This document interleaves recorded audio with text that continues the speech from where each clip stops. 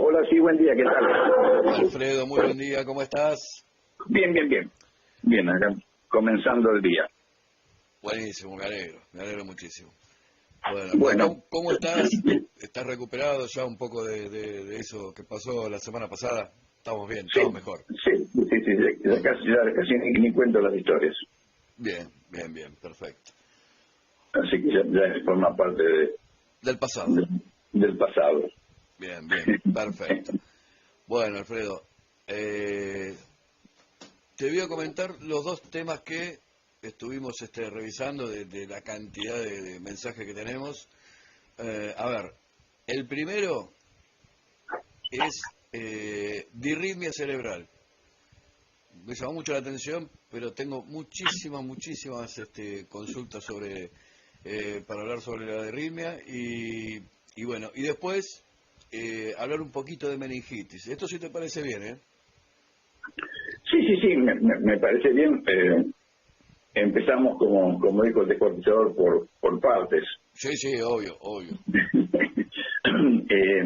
A ver, disritmia cerebral, vos sabés que es una denominación que se utiliza hace mucho tiempo y que en medicina y sobre todo en neurología ya prácticamente cayó en desuso porque no es un término médico aceptado, pero sí es un término que se utiliza en forma general, ¿no es cierto? Lo mismo que decir ACV, accidente cerebrovascular, o sea, accidentes que vos cruces la calle, se te caiga un piano en la cabeza, eso es un accidente. El accidente cerebrovascular en realidad se viene preparando, o sea, es algo que ocurre bruscamente, pero los factores de riesgo van influenciando y en un momento dado se genera el evento.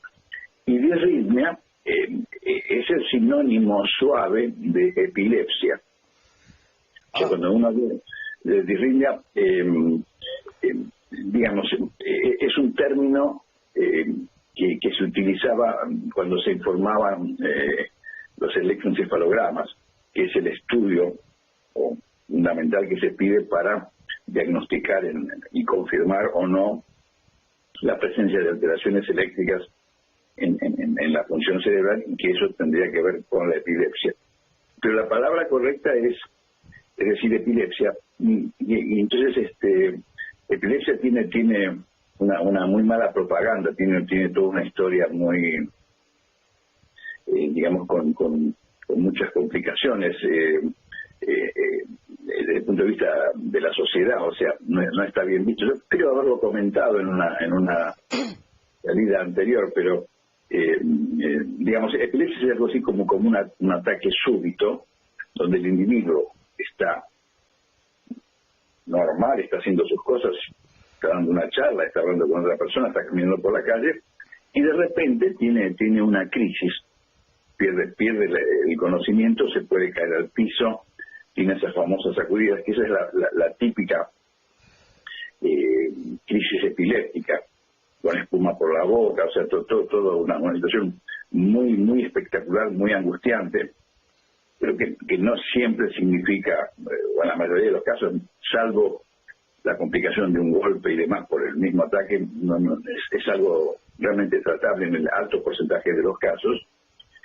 Pero hay otras formas digamos, de epilepsias, que se llaman parciales focales, parciales simples, parciales complejas, que tienen distintas representaciones clínicas.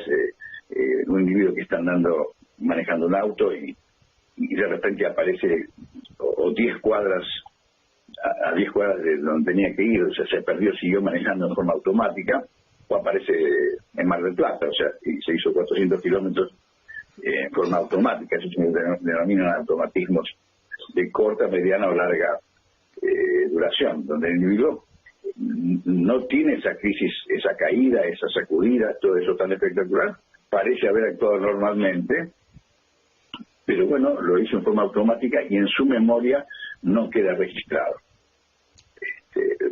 Digamos, y la famosa o mala propaganda que tiene la epilepsia es porque, bueno, de alguna manera, yo creo haberte comentado lo del las primeras descripciones que se hacen sobre epilepsia es en los soldados egipcios del faraón que volvían de una batalla, y el médico famoso del Sinué, el egipcio, les abría, les hacía una preparación, y el soldado dejaba de tener esos ataques así de epilepsia, y era un gran logro. Eso está escrito, pero la explicación que él daba es que había eliminado, que había ahuyentado, habían salido del cerebro del soldado los demonios que el enemigo le había introducido. O sea, obviamente esa era una explicación no correcta, y ahora uno sabe que lo que pasaba es que se descomprimía el cerebro porque había un hematoma, se juntaba sangre, el cráneo es inextensible, se producía la apertura, o sea, se generaba un drenaje de ese hematoma, y el cerebro se aliviaba, dejaba de tener la presión y dejaba de tener convulsiones. Después el otro famoso, el mal comicial, donde cuando en plenos comicios los senadores romanos, en plena exposición, un candidato a senador prometía más alimentos, menos horas de trabajo, mejoras, como cualquier buen político, y de repente tenía una crisis epiléptica. Obviamente ese candidato no tenía ninguna chance de ser electo, ¿no?, en las elecciones, y por eso se lo denominó al tema mal comicial. Frase, o sea, terminología que actualmente se utiliza. Se habla de comicialidad o ausencia de comicialidad, y el origen tiene que ver con los comicios romanos. Así que históricamente la epilepsia, y la palabra epilepsia genera, digamos, de alguna manera una especie de discriminación, una especie de estigmatización, y entonces para atenuar eso, muchos médicos utilizaban la palabra disritmia, que suena a algo más suave, pero es exactamente es el sinónimo, y lo correcto es hablar de epilepsias. No de epilepsia, sino con la S de plural, no sino en plural, o sea, porque hay distintas formas de epilepsias. Y las preguntas tendrán que ver con que, bueno, que muchos individuos, muchos pacientes estarán o tendrán familiares con ese diagnóstico, y bueno, no sé si tenés en precisión algún tipo de pregunta como para poder... Sí, alguna que me llamó mucho la atención. Está excelente que esto que estás haciendo de informar, que vendría a ser un sinónimo de la epilepsia, de la disritmia. Pero, por ejemplo, hay una persona que tuvo un diagnóstico de que supuestamente un médico, no puedo decir si era neurólogo o no, porque no me lo especificaron, pero que le explicaron que eso era, esto específicamente de la disritmia, era como dos venas que se tienen en la cabeza. Esto lo digo, lo que dijeron, no es que lo digo yo, como dos venas que tienen en la cabeza, y que cuando la gente se pone muy nerviosa, es como que se juntan esas dos venas y se arma como un shock o algo de eso. A eso me refería. No sé si eso es lo correcto o no, por eso estaba excelente, no, para informar, ¿no? A ver, no solamente no es lo correcto, sino que acá aparece otro vicio en la comunicación. Yo siempre hago la referencia que el mejor amigo del paciente es el médico, y es a quien tiene que consultar por cualquier tipo de problema. El tema es cuando el médico o subestima al paciente y le da una explicación estrambótica, una explicación disparatada, que no tiene nada que ver con la realidad. Y entonces genera toda una fantasía, esto de las venas. O sea, por empezar, básicamente acá estamos hablando, cuando decimos de ritmo o epilepsia, de una alteración del ritmo eléctrico de la corteza del cerebro.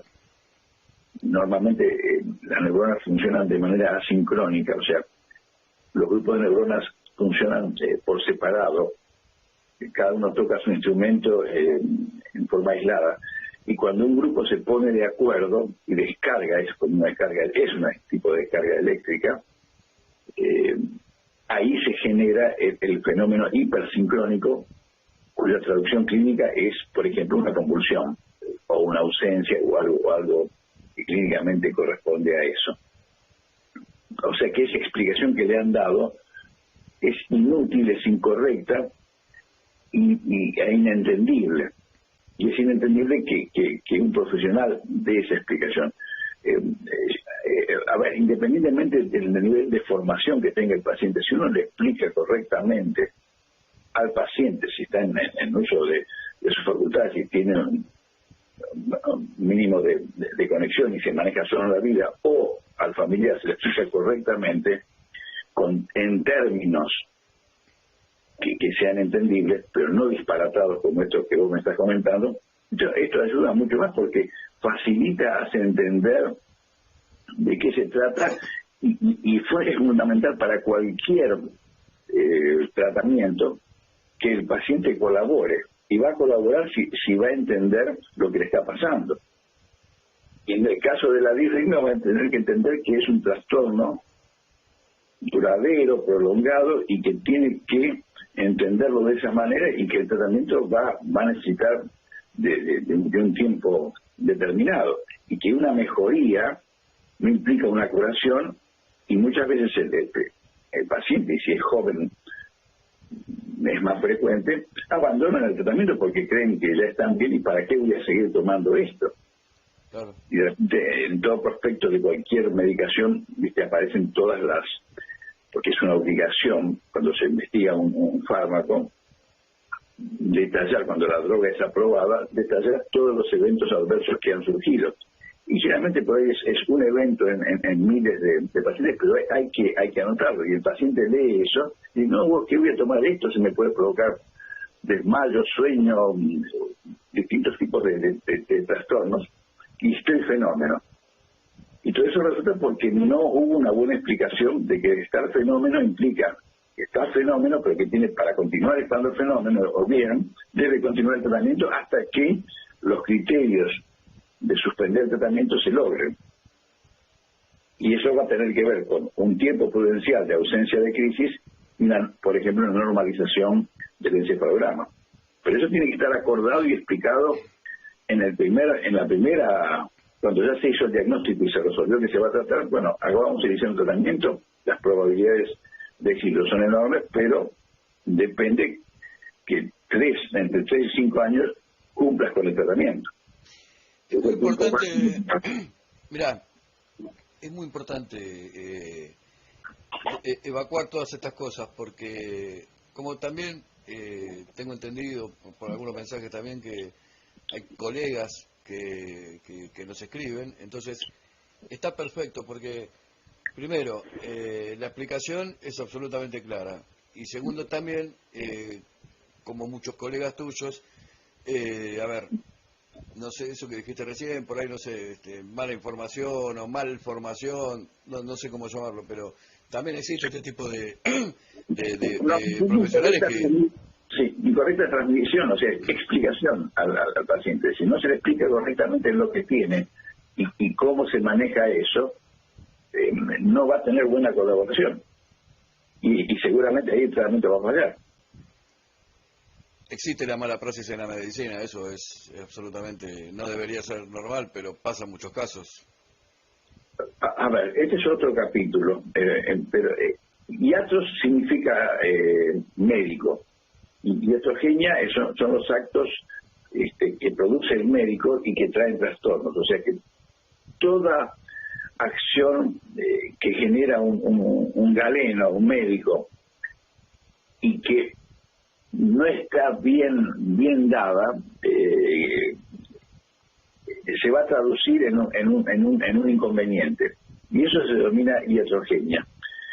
Es una parte de la mala praxis. Mala praxis es realmente, desde el punto de vista legal, es punible, digamos, tiene que ver por ahí con algo mucho más de más envergadura, pero de repente no diagnosticar correctamente una epilepsia, indicar un medicamento incorrecto, indicarlo y no explicar cómo tomarlo, o sea, son todos, es una cadena de eventos que se tienen que suceder correctamente, porque si no la cadena se rompe, se corta, y entonces el paciente no va a andar bien o después de un año anduvo muy bien, pero no le quedó claro que tiene que continuar el tratamiento. Entonces sí, ahí fue un acto donde el médico no actuó del todo correctamente, le dio el medicamento correcto, hizo bien el diagnóstico, pero no terminó de cerrar el contrato con el paciente, que es, bueno, vos tenés tal cosa, de estar de acuerdo, me tenés que seguir, te tengo que ver mensualmente, bimensualmente, una vez cada 6 meses, hay que hacer los estudios cada tanto, y vos tenés que convivir con este problema hasta que realmente esté dominado. Es como un incendio, o sea, de repente se domina el incendio, pero después los bomberos se meten a ver si no quedan pequeños focos ahí a remover, y si no el incendio vuelve a desatarse. O sea, esta es una situación muy similar. Bueno, iatrogenia es el acto médico incorrecto que se traduce en un problema para el paciente. Una mala indicación, una mala medicación, un mal diagnóstico, todo eso se llama iatrogenia. Perfecto. Y mala praxis es, bueno, ya cuando se incurre en mala praxis, bueno, hay que demostrarlo, y ahí se entra en un tema legal. Por eso todos los médicos tenemos un seguro de mala praxis, porque de repente un médico indica una aspirina correctamente para mejorar, para que las plaquetas no se junten, o sea, para que la sangre no se espese. Esa es un poquito la explicación, pero hace una gastritis, que es una de las posibilidades. Y bueno, y después recibe un juicio porque el paciente tuvo un sangrado digestivo por la acción de la aspirina. Pero bueno, si el médico anotó correctamente la indicación, le dio el antiácido o el omeprazol, lo que sea, como para proteger, le explicó, y dice que le explicó al paciente las posibles consecuencias, ahí se salva. O sea, lo único que salva al médico en este caso es la historia clínica. O sea, todo lo que está documentado salva, todo lo que se dijo de palabra y no está escrito no sirve. Y es ahí donde el juez va a actuar en consecuencia, ¿no es cierto?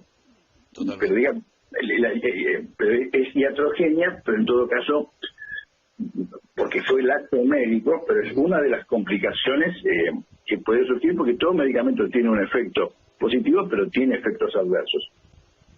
Si la droga está aprobada es porque el medicamento es útil y es efectivo, y los efectos adversos son menores, porque cuando aparece un medicamento y ha generado algún efecto adverso muy importante, el medicamento es discontinuado. Pero si el medicamento está aprobado y demás, bueno, igual puede traer problemas. Y uno tiene que advertir.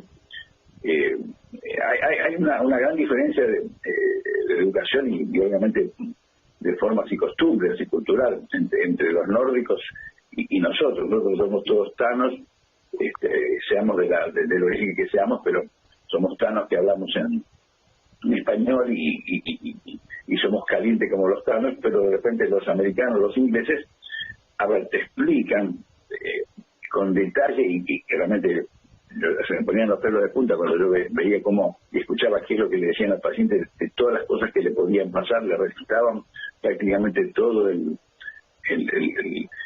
la serie de factores adversos para que el paciente o firmara o en la historia clínica constara que el médico explicó todo. Y a veces hasta suena cruel porque es casi absurdo. Yo creo que no hace falta llegar a esa instancia. Pero en Estados Unidos, como el juicio médico es una industria, bueno, ellos tienen que cubrirse de otra manera. Pero bueno, acá también decirle pavadas al paciente, cosas que no tienen sentido, es subestimar al paciente y eso realmente va a redundar no en un buen resultado del tratamiento. Qué interesante eso que decís. O sea, para hacer un comparativo, lo que se habló mucho tiempo acá de los juicios laborales en Estados Unidos es con los juicios médicos. Es muy interesante lo que decís, una industria de los juicios. No, juicios laborales es otra cosa. Sí, quiero decir, estaba viendo un comparativo más o menos para que la gente entienda lo que pasa acá, ¿no? Acá yo estoy hablando del juicio que se le hace al médico en plena acción del médico y donde el paciente tiene una complicación y bueno, y hace una denuncia. Porque hay seguros, hay todo se concatena una serie de elementos que funcionan, y en donde el paciente tuvo una complicación, inmediatamente esto salta. Ahora, si el médico documentó todo correctamente y en la historia clínica está marcado que le dio tal medicación por tal motivo, aceptando que el costo-beneficio justificaba ese medicamento y que las complicaciones podrían ser tal o cual, bueno, ese médico seguramente va a tener un buen resultado en el juicio que le hacen. Esto es absoluta información a veces. El juicio laboral tiene que ver ya con denuncias que se hacen, que hace un trabajador en su empresa y argumenta que por el trabajo ha tenido una dificultad física, un problema de columna o el ambiente tenía alguna sustancia tóxica, o sea, esto es otra cosa. Ahí interviene el médico un poco para laudar, para definir, pero no está en riesgo el médico en ese caso. En cambio, en la praxis, el que pone la colita es el colega, o sea, es el que se tiene que defender. En el juicio laboral, si bien actúan médicos y abogados básicamente, pero se busca otro tipo de beneficio, entre comillas, y accionar es distinto. Pero en los juicios de praxis, de práctica médica, tiene que ver con la responsabilidad del médico al indicar tal o cual medicación, o en una cirugía. O sea, en una cirugía tiene su riesgo, y en medio de una operación se corta una arteria o ocurre alguna situación digamos que está dentro de las posibilidades. Por eso cuando el paciente se va a operar de algo, tiene que firmar un consentimiento informado, aceptando los riesgos que esta cirugía implica. Ya con eso el médico queda cubierto y el paciente sabe que se está sometiendo a una intervención que tiene potenciales riesgos. Y te doy un ejemplo muy muy sencillo. Recuerdo hace muchos años, un paciente hace una complicación neurológica y se había operado de juanetes. Entonces le hicieron una anestesia y el paciente hizo un cuadro encefalítico, hizo un hematoma subdural, bueno, una complicación exótica, pero bueno, por operación de juanetes, o sea, estamos hablando de algo, no es menor porque el paciente con juanetes no la pasa bien, pero técnicamente no se estaba tocando ningún órgano noble, estábamos tocando los extremos de los pies, pero bueno, se generó una anestesia, se generó otro tipo de intervención, y eso generó una complicación. Así que los odontólogos te hacen firmar de todo porque un paciente se desmaya porque le van a extraer una muela y es una complicación. O sea, el odontólogo, si el paciente, por ejemplo, un paciente con epilepsia, si el paciente le comentó al odontólogo que tiene algún trastorno epiléptico, bueno, le pide estrictamente al neurólogo que lo está atendiendo un certificado de seguridad que no le va a pasar nada. O sea, y uno lo máximo que puede poner es que el paciente está compensado, que está medicado y que está en condiciones de ser intervenido. Y en todo caso se hace además el estudio cardiológico, lo que se denomina riesgo quirúrgico, si el tema lo amerita. Por eso, todo eso, son inconvenientes, pero en definitiva también sirven para proteger, porque si uno se maneja con esas reglas y toma los recaudos, por lo que fuera, incluido por temor, es que se beneficia el paciente. O sea, es toda una molestia, es todo un inconveniente, da temor, pero esas reglas están hechas para beneficio del paciente. Y ni que hablar de lo que se denominan los protocolos de investigación clínica, que es cuando se va a investigar un fármaco nuevo, por ejemplo, una estrategia terapéutica nueva. La rutina, el protocolo que sigue toda la investigación clínica es tan estricta y correcta que protege muchísimo al paciente. O sea que acá nos hemos salido del tema, pero de repente si algún de los que está recibiendo esta información tiene algún conocido o le toca o le proponen participar en un protocolo de investigación clínica, bueno, que lo considere como algo potencialmente viable, positivo, y si realmente el equipo que lo va a tratar es un equipo reconocido, que vaya con mucha confianza, porque la estrictez de los protocolos de investigación clínica son tan excelentemente elaborados que ayudan a la seguridad del paciente.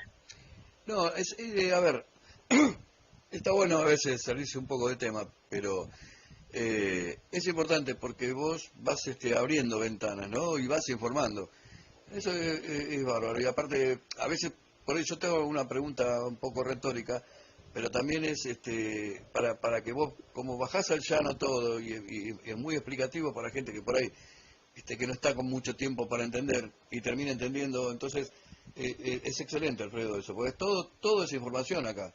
Irse de tema, no, yo creo que vamos hilvanando y bueno, y vas dando explicaciones y van surgiendo cosas, y bueno, pero todo lo pongo en modo información para todo el mundo, información clara, básica, que parece algo redundante, pero termina no siéndolo porque nadie se lo explica. ¿Se entiende? Sí, se entiende, y te digo más, yo doy clases, y obviamente las clases que daba, las mismas clases o los mismos títulos 30 años atrás, 30 años después, han cambiado las cosas, pasó el tiempo, pero hay mucha experiencia en el medio. Entonces, no sé, el tema es la vaca, el tema es la epilepsia. Bueno, uno empieza a hablar con individuos que están deseando o que necesitan aprender sobre el tema. Pero uno puede mechar con esas anécdotas y esos comentarios que son muy útiles, porque cuando uno pide un estudio, uno somete al paciente a un estudio, y no se puede enojar con el paciente si el paciente no quiere aceptar cual cosa. o el paciente que le dice, la pastilla, el comprimido que me dio me trajo tal o cual síntoma. Y no puede ser, o sea, ahí ya es un error. El médico nunca puede decir que no puede ser que le cayó mal algo que él le dio, porque si realmente no puede ser y el paciente lo imaginó, también es un trastorno del paciente que el médico lo tiene que aceptar. Claro. Hay algunos colegas que dicen, no, si se lo di yo, no le puede haber caído mal. No, esto no existe, o sea, siempre hay que aceptar, en todo caso, repreguntar cómo lo tomó antes de la comida, todo eso. Siempre hay matices que pueden encontrar explicaciones de por qué no le cayó mal, o eventualmente ese medicamento a ese paciente no le cae bien y hay que cambiar la estrategia. Así que por eso cuando uno advierte los posibles inconvenientes, se evita estas quejas o estos abandonos. Este medicamento te puede traer A, B, C, D, y bueno, si viene con X es muy raro, y bueno, pero el paciente estuvo advertido de cuáles eran los inconvenientes potenciales. No asustarlo, hablarle de los porcentajes, pero bueno, ojo, hay situaciones donde hay que jugarse más, y estamos en un 50 y un 50, pero y también hay que explicarlo al paciente y a la familia. Pero siempre explicando las cosas es encender la luz. O sea, es como que vos vas a entrar a una habitación a usar una herramienta y no encendés la luz y se te cae todo encima, pisaste mal. Encendiste la luz, bueno, y vas a ver dónde está el destornillador que ibas a buscar, sin que se te venga encima toda la estantería. Y siempre, como decís vos, siempre el mejor amigo es el médico, no el amigo que receta por experiencia propia. Bueno, desde ya, o sea, aceptando que el médico puede tener margen de error, y también el paciente tiene que entender que tiene la posibilidad de una segunda opinión. O sea, muchas veces esto se da, se le hace un diagnóstico, se le plantea algo, digamos, en mi forma de ser, yo siempre planteo, sobre todo cuando la cosa es media peleadura, por favor, si necesita o tiene alguna duda, haga otra consulta. El tema es que acá ocurre otra situación. La medicina está personalizada, es una relación médico-paciente, pero con el sistema de coberturas médicas, de pagas sociales y demás, uno muchas veces no puede elegir a su médico. y eso es un inconveniente. Pero indudablemente en esas estructuras siempre va a haber un médico A que tiene el consultorio lleno y el médico C que ve pocos pacientes. Eso es por la forma seguramente en que cada uno se ha desempeñado. Pero bueno, la posibilidad de buscar una nueva opinión ante una situación que no termina de ser clara o que realmente preocupa y la explicación no fue suficiente, o un diagnóstico muy severo, o una propuesta terapéutica intensa. Bueno, la posibilidad de una segunda opinión, eso es una alternativa válida, y el médico que inicia el tratamiento de ninguna manera se lo tiene que tomar a mal a esto.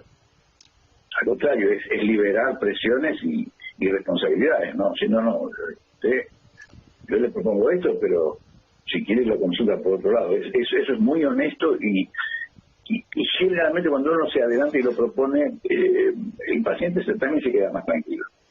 O sea que, viste que siempre me estás abriendo una ventana, justo lo que me estás hablando me interesa mucho hablarlo en algún momento. ¿Cómo es el sistema hoy hospitalario, público? ¿Cómo están? Principalmente, ¿cómo están ahí donde estás vos? Porque también te quiero comentar que nosotros hablamos y tenemos charlas con muchos políticos, y mucha gente del gobierno también. Entonces, en algún momento quisiera dedicarle un día a este tema. ¿Cómo están hoy? Principalmente donde estás vos, ¿no? Pero, ¿cómo estamos en relación a la salud pública hoy? Este tema que justo me acabas de decir que es tremendo, cuando hay mucha gente y no se llega a atender, y bueno, todas estas cuestiones, eso me gustaría hablarlo en algún momento. También porque, o sea, es una palabra muy autorizada y una palabra que tiene que ser escuchada también. Mira, como autorreferencia, toda mi formación primaria, secundaria y terciaria fue, digamos, en la escuela pública, en la UBA, y bueno, y después entré a trabajar en un hospital asociado a la UBA. Obviamente después amplié mi panorama en la práctica privada, pero toda la parte formativa la hice en lugares estatales. Y entonces, bueno, es un tema para otra vez, pero el sistema de salud argentino fue admirado y utilizado por inmensa cantidad de vecinos, digamos, de vecinos de otros países que han utilizado nuestras estructuras, nuestros medios y nuestros colegas para tratarse, y lo siguen haciendo. Obviamente, el tema económico es el que permite que las cosas funcionen bien, mejor, mucho mejor, o funcionen menos. O sea que todo va atado.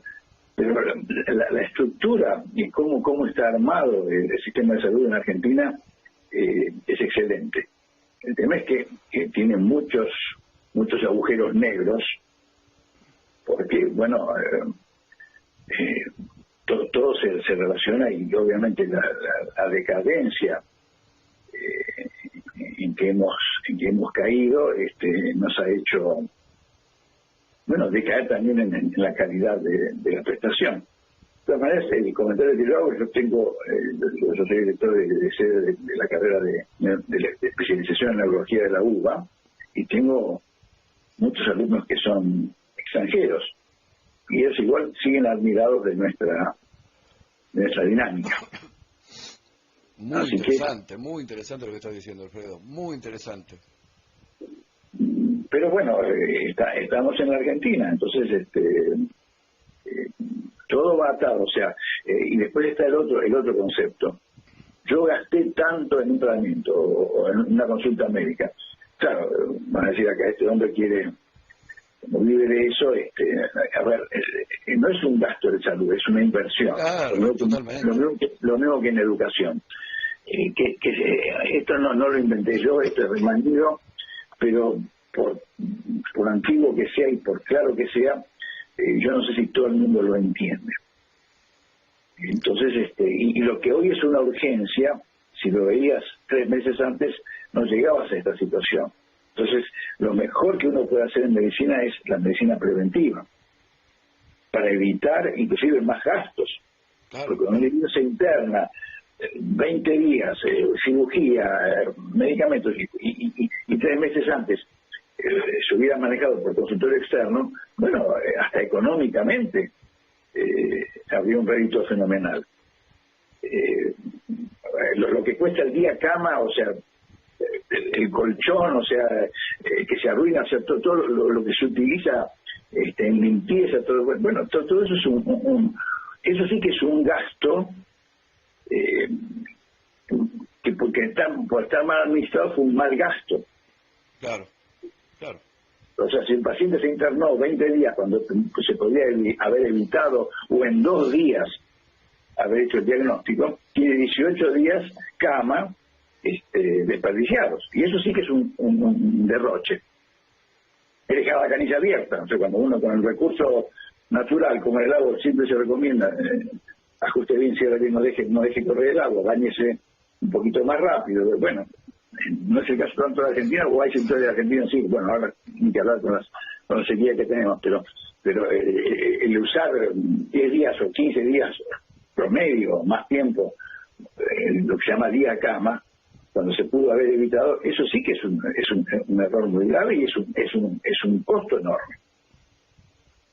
Muy interesante, Alfredo, muy interesante. Y está perfecto que lo digas, porque, te repito, o sea, mucha gente que tiene que ver también con los que manejan esto, estoy hablando de gente que maneja presupuestos y este tipo de cosas, también escuchan esta historia. Entonces, está perfecto el mensaje, porque también hay que darlo, Alfredo.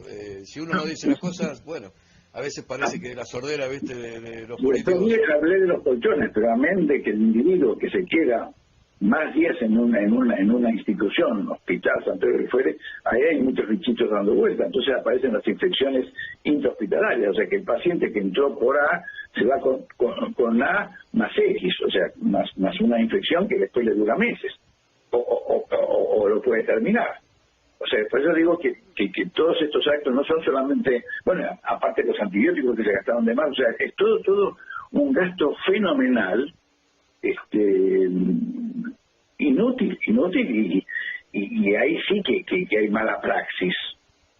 No sé si se entiende. Sí, hay una aspirina para evitar un fenómeno de la coagulación de la sangre y el paciente hizo una gastritis. Bueno, esa es una alternativa, pero si yo postergué un estudio y todo llegó tarde, el paciente se complicó, la cadera se operó tarde, la prótesis no llegó, bueno, todo eso es realmente entra dentro de lo que uno llamaría praxis muy alterada, o sea que esto es y ahí está el médico, están los administradores, o sea, parece que en Estados Unidos muchas veces el director del hospital no es médico, es un administrador, un individuo que sabe de finanzas y que sabe de administración hospitalaria. Hay un responsable director médico que obviamente tiene que estar al tanto y laudar por todos los temas médicos, pero cómo se manejan los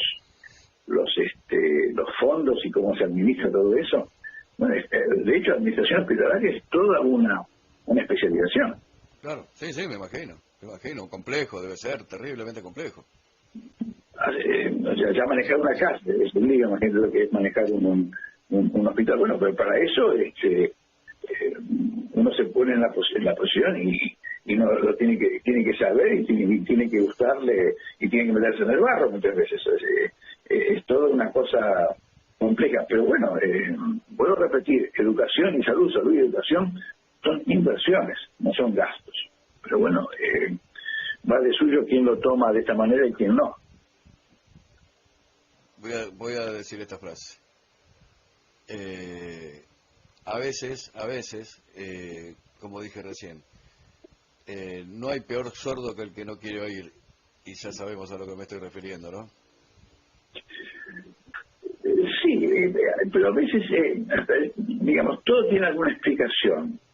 A veces ese que no es sordo escuchó un discurso desviado lo siguió. O sea que, pero bueno, ante determinadas pruebas, algunos se tienen que hacer cargo y manejar cosas de las que sale. A mí ponerme en una cocina, en un restaurante, y salen todos los clientes corriendo y me sacan a las patadas porque realmente manejar una cocina de un restaurante, yo no tengo ni idea.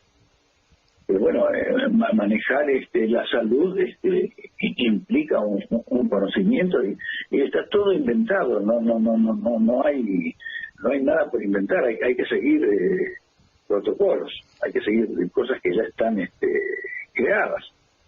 Siempre va a haber algún evento, alguna situación que sale pero está dentro de la lógica, ya está descrito, o sea, alguna vez ya pasó. O sea, uno no puede plantear, o sea, que todas son excepciones. O sea, la excepción es lo que confirma la regla. Lo normal es que las cosas tengan un cauce y una dinámica que uno tiene que conocerla, pero si uno no tiene la experiencia y el conocimiento, ahí sí que es pérdida de tiempo y de dinero. Ese es un mal gasto. Totalmente. Bueno, hablamos poco de ritmo y otro tema, ya no recuerdo cuál era. Bueno, meningitis en todo caso lo hablamos.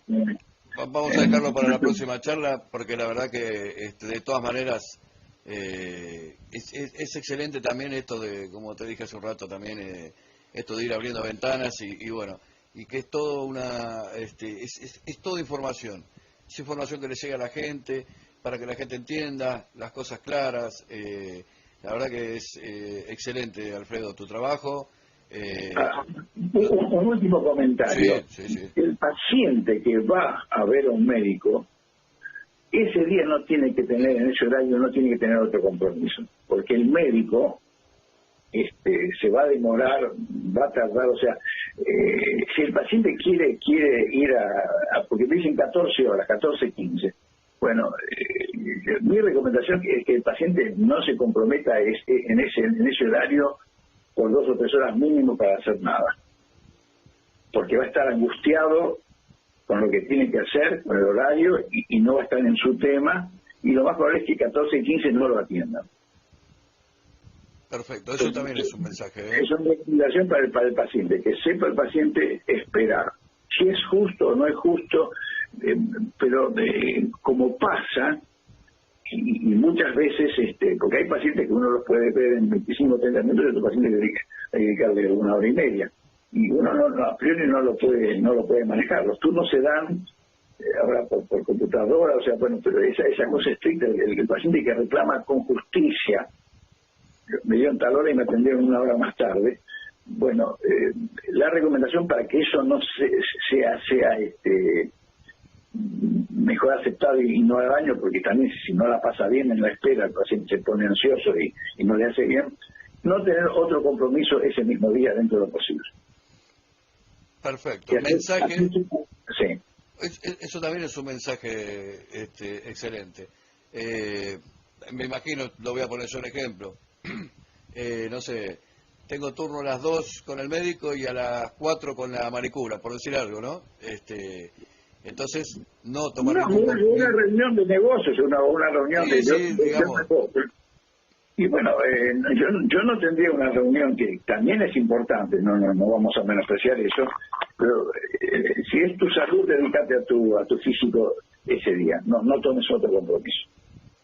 Como dijiste recién, lo primero es la salud y la educación. Dentro de lo posible, esto es una recomendación, no es una ley, es una recomendación, pero uno va a ir más tranquilo si no tiene otra cosa que hacer. Y todavía, bueno, esto salió a tiempo, lo atendieron rápido, le dieron una información correcta, salió conforme, bueno, y disfrutar esa relación médico-paciente.